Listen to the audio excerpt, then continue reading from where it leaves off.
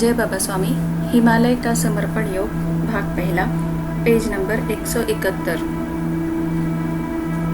शक्तिपात केवल गुरु कृपा में ही होता है, पर प्राप्त शक्ति को संभाल कर रखना बड़ा कठिन कार्य होता है। निरंतर साधना करनी पड़ती है। निरंतर संभाल कर रखना ही एक महत्वपूर्ण बात होती है, क्योंकि जिसने हमें अपना सर्वस्व समर्पित किया है वह इस विश्वास के साथ किया है कि यह संभाल कर रखेगा, और किस तक यह पहुंचाना है वह कार्य अपना नहीं होता है। वह कार्य भी गुरु कृपा में ही संभव होता है। जब तक सुपात्र साधक सामने नहीं आता, यह बाहर निकलेगी ही नहीं। यह शक्ति बड़े भीतर में समाई रहती है। कभी कोई सुपात्र साधक को हम देने की कोशिश करेंगे तो भी देने की क्रिया तब तक संपन्न नहीं हो सकती जब तक वह सुपात्र साधक ग्रहण नहीं करता है। यह पाना और यह प्रदान करना दोनों ही क्रियाएं बड़ी अद्भुत होती है, और मेरा अनुभव यह है, इसे पाने की अपेक्षा इसे देने में मुझे अधिक आनंद आया है। वास्तव में आप लाख किसी को देना चाहो, वह बाहर निकलने भी तो चाहिए, और निकली ही नहीं तो दोगे कैसे? अपने हाथ में न तो प्राप्त करना है और न देना है। दोनों ही क्रियाएं केवल ईश्वरीय कृपा में ही संभव होती है। यह एक जीवंत अनुभूति होती है। यह न तो प्रयास से प्राप्त होती है और न ही प्रयत्न से दी जाती है। यह केवल अपने सानिध्य में बढ़ती है, और इसके सतत सानिध्य में रहकर हम गुरुदेव के विश्वास को भी पूर्ण करते हैं, जिसने हमें यह इसी विश्वास के साथ सौंपी थी। मैंने मेरे जीवन में मेरे गुरुदेव से प्राप्त किया, तुमने मेरे जीवन में आकर इसे प्राप्त किया। मैं प्राप्त कर सका, पर वह किसी को देने कहीं जा न सका। बस इंतजार करता रहा, कोई तो होगा जिसको देने के लिए मेरे गुरुदेव ने यह मुझे शक्ति सौंपी होगी। बस मैं तुम्हारा इस आश्रम में इंतजार ही करता रहा। तुम्हें सौंपकर मैं इसलिए भी खुश हूँ क्योंकि मैं आज मेरे गुरु के ऋण से मुक्त हो गया हूँ। आज मेरे गुरुदेव को मैंने गुरु दक्षिणा दे दी है। बिना गुरु दक्षिणा के जीवन का कोई अर्थ नहीं है। तुम्हारी सहायता के बिना यह संभव ही नहीं था। आज मुझे हल्का हल्का लग रहा है। फिर मैंने अनायास ही पूछ लिया, अब गुरुदेव, मुझे भी आपकी तरह किसी साधक की इस आश्रम में रहकर राह देखनी होगी? तब गुरुदेव ने हंसते हुए कहा, तुम नदी नहीं हो, मैं नदी था, तुम तो सागर हो। कई नदियां आकर तुम्हें मिलेगी। तुम्हारा कुंभ तो बड़ा है। मैंने तो तुम्हारे आत्मयज्ञ के कार्य में एक आहुति मात्र दी है। तुम्हारे पास किसे देना है यह समस्या नहीं होगी। लाखों आत्माएं तुम्हारे पास केवल और केवल ज्ञान प्राप्ति के लिए आएंगी। मैं घबरा गया और मैंने पूछा, मैं कैसे पहचानूंगा कि कौन सी सुपात्र है, कौन सी नहीं है? गुरुदेव ने गंभीर होकर कहा, यह तुम्हारा क्षेत्र ही नहीं है।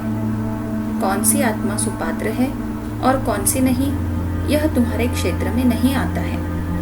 तुम्हारे क्षेत्र में केवल आत्मज्ञान बांटना ही आता है। अब प्रश्न सुपात्र आत्माओं का है। उन आत्माओं का यह अंतिम ठिकाना है। इसके आगे अब यह अनुभूति उन्हें किसी को नहीं देनी है। वह जो अनुभूति मिली है वह केवल उनके कल्याण के लिए है, उनके मोक्ष के लिए है। अब यह उन आत्माओं का क्षेत्र है। वे मोक्ष पाकर तुम्हें गुरु दक्षिणा कितने जन्मों में देंगी, क्योंकि यह जन्म उन आत्माओं का भी अंतिम जन्म होगा। पर इस बात का एहसास कितनी आत्माओं को होगा क्या मालूम। तुमसे 3 प्रकार की आत्माएं यह आत्मज्ञान ग्रहण करेंगी। पहली तो आत्मज्ञान को प्राप्त कर इसी जन्म में उसे संभाल कर रखेंगी और उसके सहारे इसी जन्म में मोक्ष प्राप्त करेंगी। मोक्ष प्राप्त कर इसी जन्म में गुरु कृपा के ऋण से मुक्त हो जाएगी और अपना मोक्ष प्राप्त कर अपनी गुरु दक्षिणा इसी जन्म में दे देगी। दूसरी वह आत्मा होंगी जो आत्मज्ञान तो ग्रहण करेगी लेकिन ध्यान नहीं करेगी और वह उसके अगले जन्म में मोक्ष प्राप्त करेगी, क्योंकि इस जन्म में वह सांसारिक माया में उलझकर ध्यान नहीं कर पाएगी और फिर ध्यान करने के लिए ही अगला जन्म लेगी और अगले जन्म में मोक्ष प्राप्त करेगी। अपने अगले जन्म में मोक्ष प्राप्त कर अपनी गुरु दक्षिणा तुम्हें अर्पित करेगी। और तीसरी जो आत्माएं होंगी वे इस जन्म में सारी अनुभूति ग्रहण कर लेंगी, तुम्हारे सानिध्य में समग्र ज्ञान ग्रहण करेंगी, केवल इस सांसारिक माया जाल में अटक कर ध्यान नहीं करेंगी। तो ये संपूर्ण ब्रह्म ज्ञान ले चुकी होंगी और इनकी दशा बड़ी विचित्र होगी। ये दूसरा जन्म नहीं ले पाएंगी क्योंकि ये इसी जन्म में मोक्ष चाहती है, लेकिन मोक्ष के लिए अपनी स्थिति इस जन्म में बनाई ही नहीं, इसलिए मोक्ष भी नहीं मिल सकता। नया जन्म ये लेना ही नहीं चाहती है, इसलिए नया जन्म भी नहीं मिल सकता है। ऐसी आत्माएं भूत योनि को प्राप्त करेंगी क्योंकि अपने जीवन काल में सारा ब्रह्म ज्ञान प्राप्त कर लिया पर जीवन में उसके अनुरूप आचरण नहीं किया। तेरे जीवन काल में ऐसी कई आत्माओं को भूत योनि प्राप्त होने वाली है। फिर कोई सद्गुरु जब इनके लिए प्रार्थना करेगा, इनके ऊपर कृपा करेगा, तभी इन्हें मोक्ष की प्राप्ति होगी। तब तक ये सालों भटकती रहेंगी। इस प्रकार भटक रही कई आत्माएं इस जन्म में तेरे से मोक्ष भी प्राप्त करेंगी। ये भी वे आत्माएं ही हैं जिन्होंने भूत योनि इसीलिए प्राप्त की क्योंकि ब्रह्म ज्ञान तो प्राप्त कर लिया पर ब्रह्म साधना नहीं की थी। तुम्हारे मार्फत कई आत्माओं को भूत योनि मिलेगी और कई भूत योनि की आत्माएं तुमसे मोक्ष भी प्राप्त करेंगी। यह प्रकृति का चक्र है। एक झाड़ को बोता है और एक झाड़ के फल खाता है। यह तो चलते रहता है, इसमें कोई कुछ नहीं कर सकता है। हम तो साक्षी भाव रखकर बस देख ही सकते हैं, हम कर कुछ नहीं सकते हैं। सद्गुरु केवल माध्यम है मोक्ष का, निमित्त है मोक्ष का, पर वास्तव में मोक्ष प्रत्येक आत्मा को स्वयं प्राप्त करना होता है। सद्गुरु आत्मा को मोक्ष का मार्गदर्शन भर कर सकता है, मोक्ष दे नहीं सकता, क्योंकि मोक्ष ध्यान की उच्च अवस्था है। प्रत्येक को नियमित ध्यान साधना कर वह प्राप्त करनी होती है। मोक्ष ध्यान की एक उच्च अवस्था है जिसमें शरीर के दोष सूक्ष्म रूप से छूट ही जाते हैं। बस स्थूल शरीर बाकी रहता है और शरीर का अस्तित्व ही समाप्त हो जाता है और जो रह जाता है वह आत्मा है। अब आत्मा तो परमात्मा का ही अंश है, या यह कहा जा सकता है कि शरीर का संपूर्ण बोध समाप्त हो जाता है और आत्मा परमात्मामय हो जाती है। आत्मा परमात्मा से एकाकार हो जाती है। यह समझिए कि जीते जी मर जाना ही मोक्ष है। अब कोई आसक्ति नहीं रही, आसक्ति विहीन शरीर हो गया। सबसे बड़ी आसक्ति और जीने की, वह भी समाप्त हो गई, तो जीते जी मोक्ष की स्थिति प्राप्त हो गई। अब शरीर की मृत्यु कभी भी आए, क्या फर्क पड़ता है? कई लोग कहते हैं कि हमें मोक्ष नहीं चाहिए, हमें तो और लोगों की सेवा करनी है, यानी अभी भी कर्ता का भाव जीवित है। कोई किसी की सेवा नहीं कर सकता है। करने वाला और करवाने वाला दोनों एक ही है, तो तुम किसकी सेवा करोगे? और सेवा के कारण ही कर्ता का भाव क्यों पकड़े हो? वास्तव में सेवा भावना भी सीढ़ी है, उसी को पकड़ लिया। वास्तव में सेवा एक सीढ़ी है, जिस सेवा की सीढ़ी में से मोक्ष रूपी मुकाम हासिल करना होता है। लेकिन कई आत्माएं सेवा में ही अटक कर रह जाती है। हम कोई भी कार्य करें, कर्ता के भाव से नहीं बच सकते हैं। इसलिए इस सेवा भाव के कर्ता के भाव से भी साधक को बचना चाहिए। कभी किसी परिस्थिति के कारण या अपने पुण्य कर्म के कारण किसी साधक को किसी सद्गुरु की सेवा का अवसर मिलता है, तो वह अहोभाग्य समझना चाहिए, क्योंकि सद्गुरु की सेवा का अवसर प्राप्त होना प्रत्येक आत्मा का प्रयत्न होता है। आत्मा चाहे देहधारी हो या देह के बिना, सद्गुरु का कार्य दोनों ही आत्माएं करती रहती है। इसीलिए सद्गुरु के कार्य कभी नहीं रुकते हैं। हाँ, सद्गुरु स्वयं ही न चाहे वह अलग बात है, अन्यथा कई मृत आत्माएं जो शरीरधारी न हो, वे भी सद्गुरु के छोटे से छोटे आदेश को भी लेने के लिए आतुर रहती है। वे राह देखती रहती है कि कब कोई आदेश सद्गुरु दे और वे कब उस कार्य को पूर्ण करें, क्योंकि वे गुरु कार्य कर अपने मोक्ष का मार्ग साफ करती रहती है। फिर वह आत्मा किसी भी व्यक्ति को माध्यम बनाकर कार्य संपन्न करा लेती है।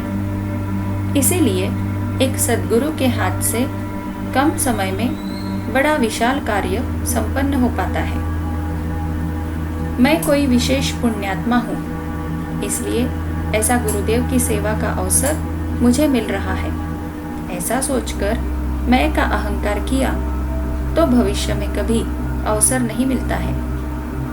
जब भी कभी अवसर मिले तो वह सद्गुरु की करुणा का ही फल है, यह समझकर करुणा को पकड़ना चाहिए, क्योंकि उसके माध्यम से ही यह अवसर मिला है और उसके माध्यम से ही अगला अवसर भी मिलेगा।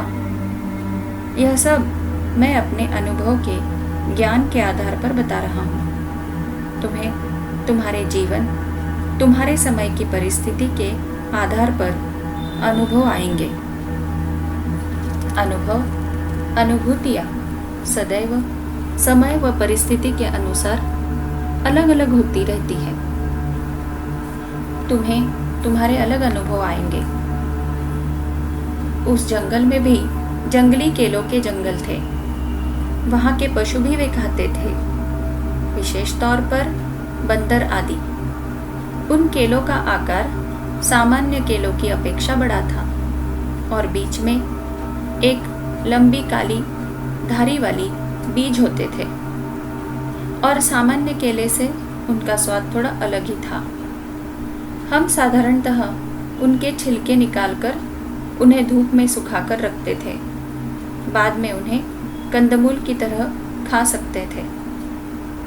एक लाई पत्ता होता था, वह भी बड़ी मात्रा में सब जगह पाया जाता था। उस लाई पत्ते को पत्थर के बर्तन में उबालकर खाते थे। कभी बड़े बड़े मोटे हरे बांस में पानी और वे पत्ते भरकर उसे बंद कर आग में डाल देते थे। बांस के भीतर का पानी उबलता था और पत्तों को बांस के रस में पकाता था। उस सब्जी को वहाँ खाते थे। सुबह से लेकर रात तक बांस का उपयोग ही अलग अलग रूप में होता था। बांस के पत्तों को उबालकर खाते थे, अच्छे खट्टे मीठे लगते थे। बांस की गांठ जिस स्थान पर रहती, उस स्थान से थोड़ा ऊपर काटकर पानी पीने के लिए प्याला बनाया जाता था और अधिक काटकर उस बांस का उपयोग खाना पकाने के काम आता था। उस बांस के टुकड़े में कंदमूल डालकर ऊपर से केले के पत्ते से बंद कर दिया जाता था और बाद में केले के पत्ते से बंद सिरे को ऊपर रखकर बांस को आग में रखकर पकाया जाता था। लेकिन एक बांस का टुकड़ा एक ही बार इस्तेमाल किया जा सकता था, क्योंकि ऐसे पकाने पर बांस का रस भी उस कंदमूल में मिश्रित होकर एक लंबा रोल बन जाता था, जिसे सदैव बांस को खड़ा काटकर ही निकाला जाता था। उसका स्वाद भी खट्टा मीठा लगता था। कभी कभी केलों को बांस में तेज पत्तों के साथ भी पकाया जाता था। बांस का उपयोग नल के समान भी किया जाता था। पहाड़ पर जिस स्थान से पानी आता था, बांस को खड़ा काटकर उसके दोनों सिरे नुकीले बनाकर एक सिरा पहाड़ में उसी स्थान में घुसा देते थे और दूसरा सिरा नुकीला बनने के कारण पानी को एक धार बनाने में काम आता था। और यह बांस का टुकड़ा नल के समान काम करता था। कच्चे बांस को चबाकर सुबह दांत मांजने का काम भी लेते थे। कुटीर बनाने में बड़ी मात्रा में बांस का उपयोग होता था। हवन में भी बांस का उपयोग होता था, पर बांस को हवन में डालते नहीं थे, बांस को जलाते नहीं थे। बांस की चटाई बनाने पर वह आसन का कार्य करती थी। बांस से बनी टोकरी बरसात में छतरी जैसी उपयोग होती थी। वास्तव में बांस जंगलों में सहजता से उपलब्ध होते थे और बड़ी मात्रा में उपलब्ध होते थे। बांस कई कई वर्षों तक रहते हैं। उनके पेड़ों की आयु भी बहुत होती है। एक बार गुरुदेव मुझे बांस के जंगल में ले गए और एक विशेष बांस के झाड़ की तरफ इशारा करके बोले कि मैंने मेरे जीवन काल में यहाँ बहुत बांस देखे हैं, पर इस बांस पर फूल मैंने पहली बार देखा है। उस बांस के झाड़ पर खूब फूल खिले थे। पूरा बांस का झाड़ फूलों से भरा हुआ था।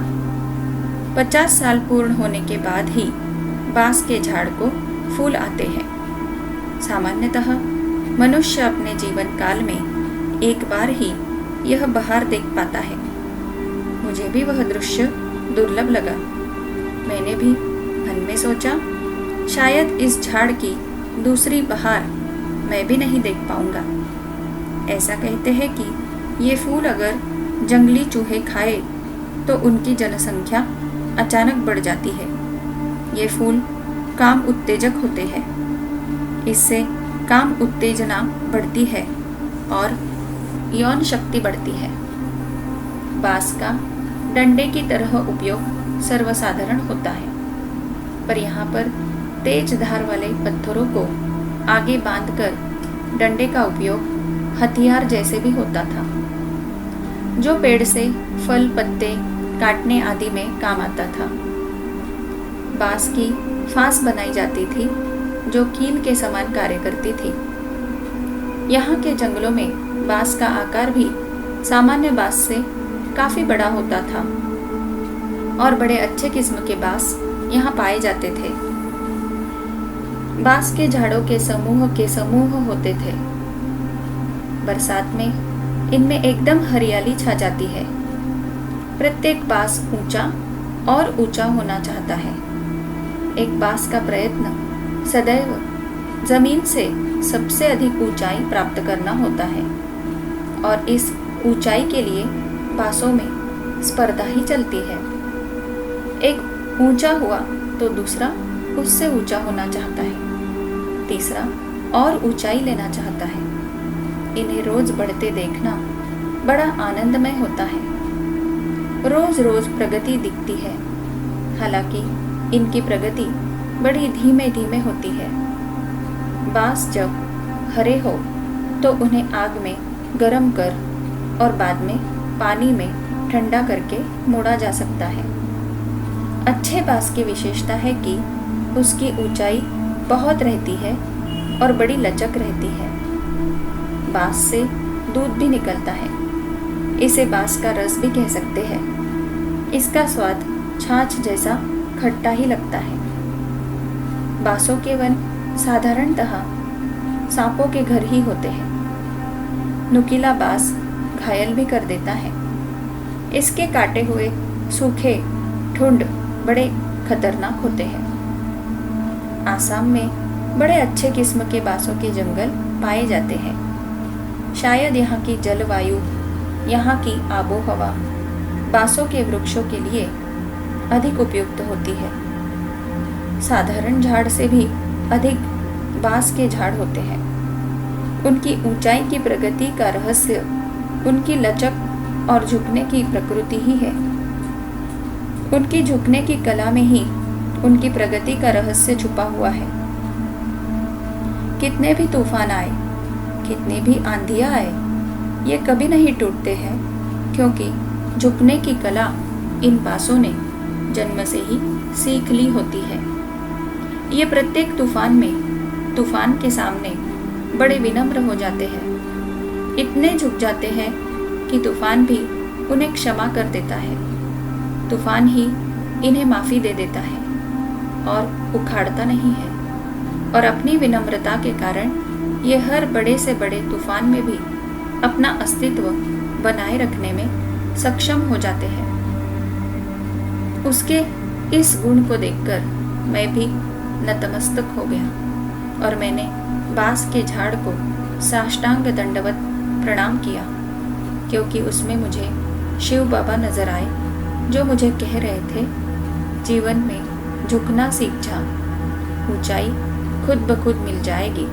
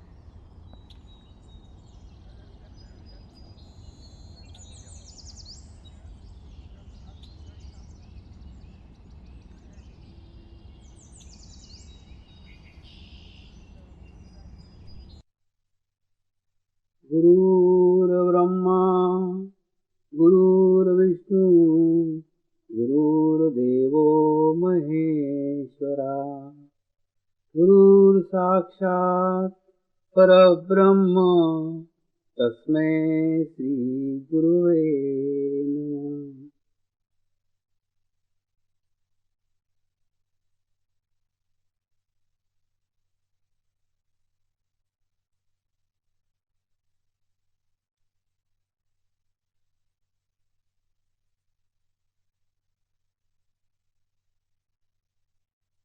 मेरे साथ ध्यान की शुरुआत करेंगे।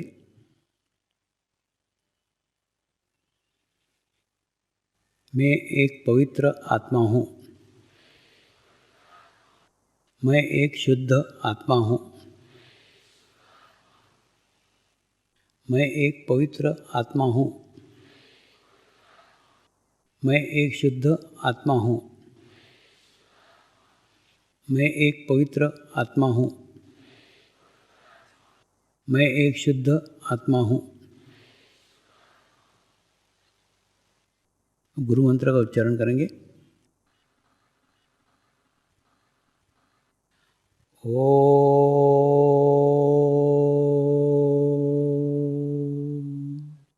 श्री शिवकृपानंद स्वामी नमो नमः।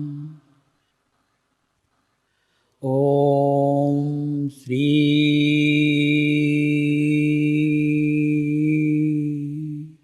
शिवकृपानंद स्वामी नमो नमः। ओम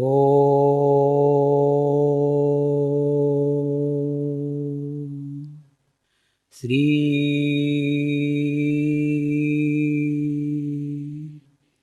शिवकृपानंद स्वामी नमो नमः। ओम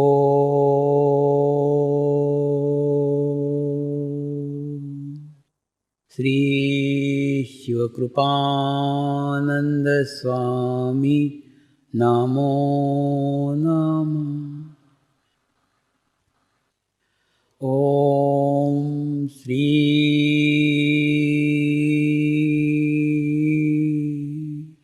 शिवकृपानंद स्वामी नमो नमः। ओम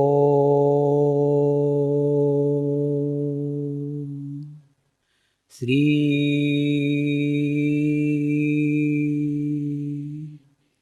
शिवकृपानंद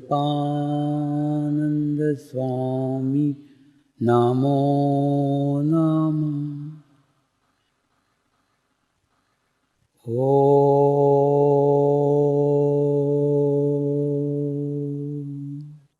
श्री शिवकृपानंद स्वामी नमो नमः। ओम श्री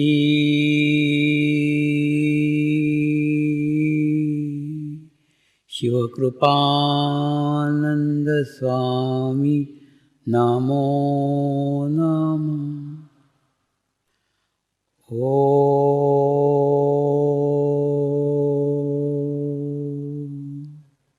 श्री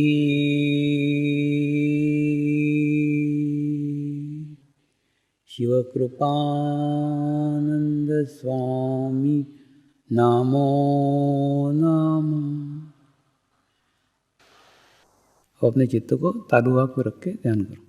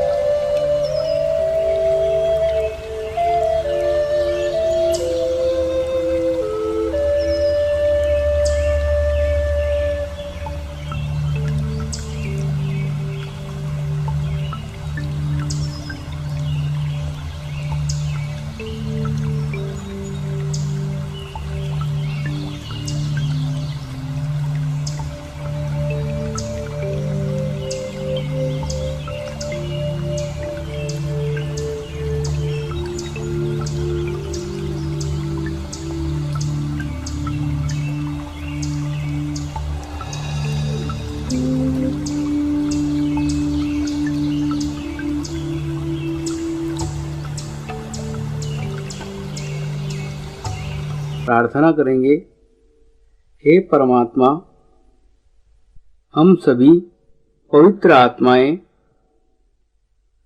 आपको हृदय से प्रार्थना करते हैं कि सारे विश्व में शांति हो,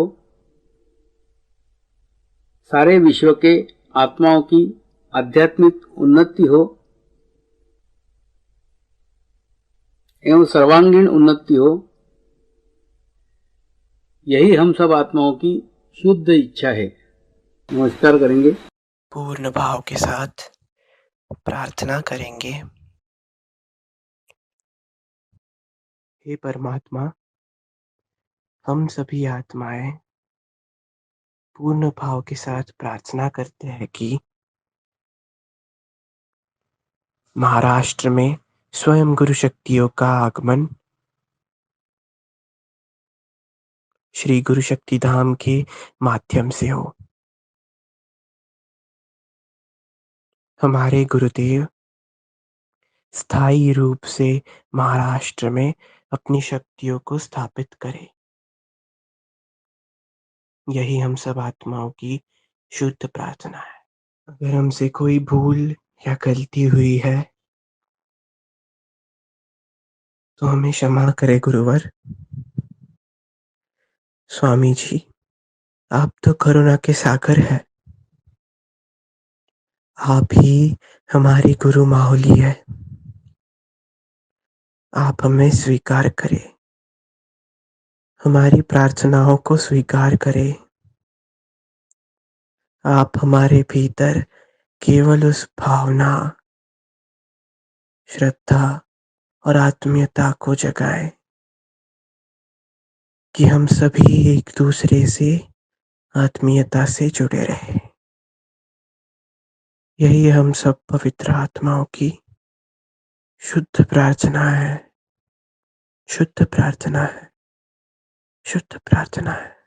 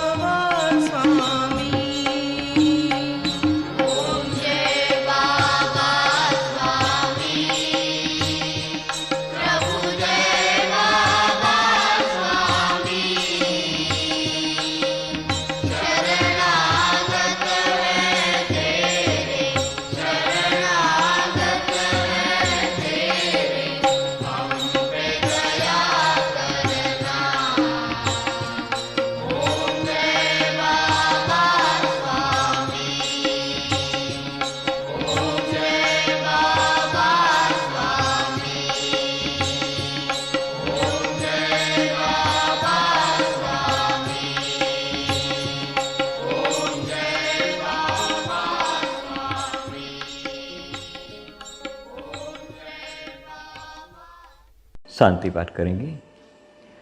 ओम द्योः शांति अंतरिक्षगम शांति पृथ्वी शांति रापः शांतिरौषधयः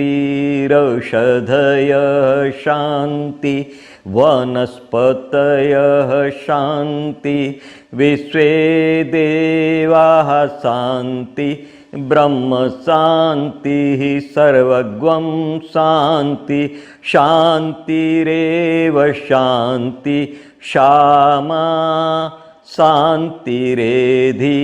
ओम शांति शांति शांति सर्वारिष्ट सुशांतिर्भवतु।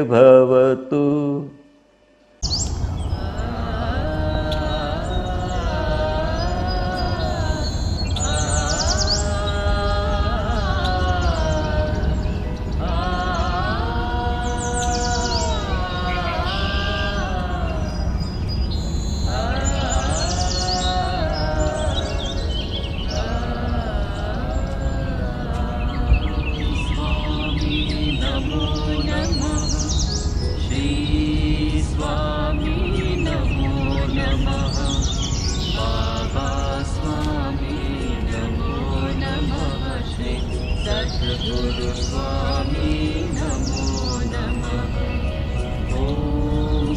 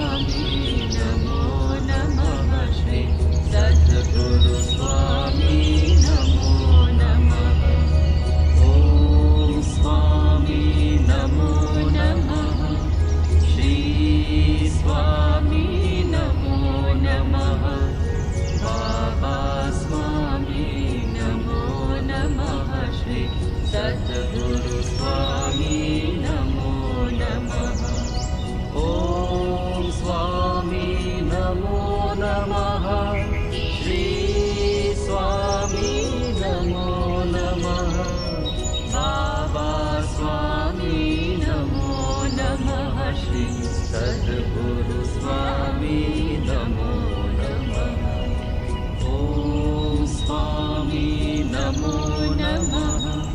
श्री स्वामी नमो नमः। बाबा स्वामी नमो नमः। श्री सद्गुरु स्वामी नमो नमः। ॐ स्वामी नमो नमः। श्री स्वामी नमो नमः। बाबा स्वामी नमो नमः। श्री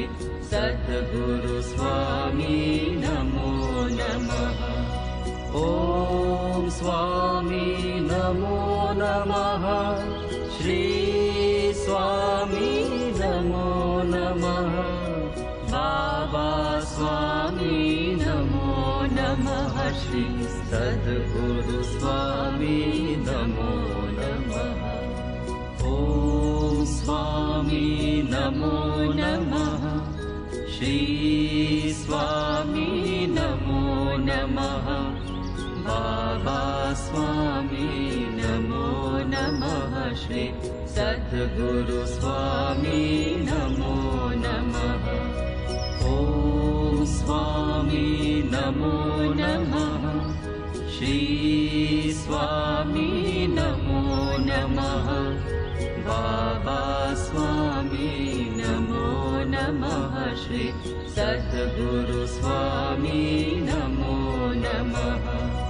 ॐ ॐ स्वामी नमो नमः श्री स्वामी नमो नमः बाबा स्वामी नमो नमः श्री सद्गुरु स्वामी नमो नमः ॐ स्वामी नमो नमः श्री स्वामी नमो नमः बाबा स्वामी नमो नमः श्री सद्गुरु स्वामी नमो नमः ॐ स्वामी नमो नमः श्री स्वामी नमो नमः बाबा स्वामी नमो नमः श्री सद्गुरु स्वामी नमो नमः स्वामी नमो नमः श्री स्वामी नमो नमः बाबा स्वामी नमो नमः श्री सद्गुरु स्वामी नमो नमः ॐ स्वामी नमो नमः श्री स्वामी नमो नमः बाबा स्वामी नमो नमः श्री सद्गुरु स्वामी नमो नमः ॐ स्वामी नमो नमः श्री स्वामी नमो नमः बाबा स्वामी नमो नमः श्री सद्गुरु स्वामी नमो नमः ॐ स्वामी नमो नमः श्री स्वामी नमो नमः बाबा स्वामी नमो नमः श्री सद्गुरु स्वामी नमो नमः ॐ स्वामी नमो नमः श्री स्वामी नमो नमः बाबा स्वामी नमो नमः श्री सद्गुरु स्वामी नमो नमः ॐ स्वामी नमो नमः श्री स्वामी नमो नमः बाबा स्वामी नमो नमः श्री सद्गुरु स्वामी नमो नमः ॐ स्वामी नमो नमः श्री स्वामी नमो नमः बाबा स्वामी नमो नमः श्री सद्गुरु स्वामी नमो नमः ॐ स्वामी नमो नमः श्री स्वामी नमो नमः बाबा स्वामी नमो नमः श्री सद्गुरु स्वामी नमो नमः ॐ स्वामी नमो नमः श्री स्वामी नमो नमः बाबा स्वामी नमो नमः श्री सद्गुरु स्वामी नमो नमः ॐ स्वामी नमो नमः श्री स्वामी नमो नमः बाबा स्वामी